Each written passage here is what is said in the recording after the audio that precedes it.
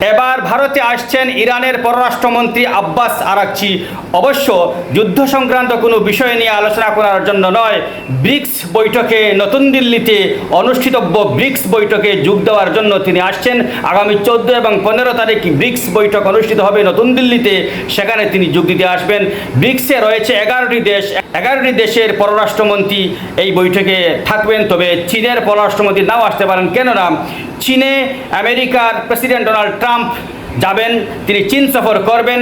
তাকে স্বাগত জানানোর জন্য চীনের পররাষ্ট্রমন্ত্রী আসতে পারবেন না। তবে ইরানের পররাষ্ট্রমন্ত্রী এবং রাশিয়ার পররাষ্ট্রমন্ত্রী নিশ্চিত করেছেন যে তারা দিল্লিতে বা দিল্লির ব্রিক্স বৈঠকে যোগদান করবেন। 14 এবং 15 তারিখ অনুষ্ঠিত হচ্ছে ব্রিক্স।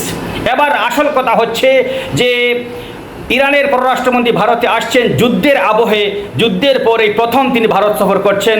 অবশ্যই যুদ্ধ সংক্রান্ত আলোচনা হবে, কেননা ভারতের সঙ্গে ইরানের একটি সম্পর্ক রয়েছে। যদিও যুদ্ধ নিয়ে ভারত এখন পর্যন্ত নিরপেক্ষতা বজায় রাখছে, নিরপেক্ষ অবস্থানে রয়েছে, এখন পর্যন্ত কোনো পক্ষের হয়ে ভারত বিবৃতি দেয়নি। তবে এ নিয়ে আলোচনা হবে। ধারণা করা হচ্ছে যে হরমুজ প্রণালী নিয়ে আলোচনা হবে, কেননা হরমুজ প্রণালীতে এখন পর্যন্ত ভারতের 13টি জাহাজ আটকে রয়েছে বলে সংবাদ মাধ্যম সূত্রে জানা গেছে।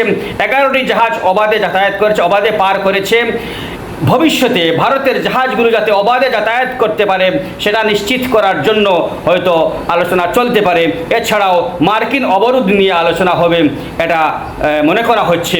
এছাড়াও ভারতের যে সমস্ত নাগরিক এখনও ইরানে রয়েছেন তাদের ভারতে আনার ব্যাপারে আলোচনা হতে পারে। এখন পর্যন্ত 2500 ভারতীয় নাগরিক যারা ইরানে ছিলেন স্থলপথে তাদের নিয়ে আসা হয়েছে, তাদের ব্যাপারেও আলোচনা হবে। হরমুজ প্রণালী নিয়ে আলোচনা হবে। চলমান যুদ্ধে ভারতের অবস্থান কী বা ভারত কী করতে পারে সেই ভূমিকা নিয়েও আলোচনা হতে পারে বলে সংবাদ মাধ্যম সূত্রে জানা গেছে। তবে একটা উল্লেখযোগ্য বিষয় হলো ব্রিক্সে রয়েছে সৌদি আরব এবং আরব আমিরাত রয়েছে। আরব আমিরাত এবং সৌদি আরবে মার্কিন ঘাঁটি রয়েছে এবং ওই মার্কিন ঘাঁটিতে ইরান হামলা চালিয়েছে। এ নিয়ে একটি সমস্যা রয়েছে, একটা জটিলতা রয়েছে, কেননা ব্রিক্সে এই দুই দেশ রয়েছে, আবার ব্রিক্সে ইরানও রয়েছে। আবার ইরান মার্কিন ঘাঁটিতে হামলা চালিয়েছে, ওই দুই দেশের উপর হামলা চালিয়েছে। অবশ্য ডোনাল্ড ট্রাম্প ব্রিক্স নিয়ে তেমন একটা সন্তুষ্ট নন, তার অবস্থান কি এখন পর্যন্ত জানা যায়নি। তবে সমস্যা হচ্ছে যে সৌদি আরব এবং আরব আমিরাতের এই যে মার্কিন ঘাঁটিতে হামলা হয়েছে, তাদের উপর হামলা করেছে ইরান, সে নিয়ে ব্রিক্সের কী সমাধান হতে পারে, ব্রিক্স কী সমাধান সূত্র দিতে পারে সেটা দেখার জন্য সকলেই মুখিয়ে রয়েছেন।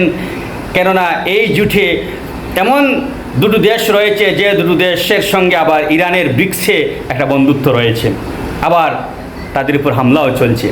দেখা যাক কী হয়। আমরা ব্রিক্সের বৈঠকের ফলাফল জানার অপেক্ষায় থাকলাম। ধন্যবাদ।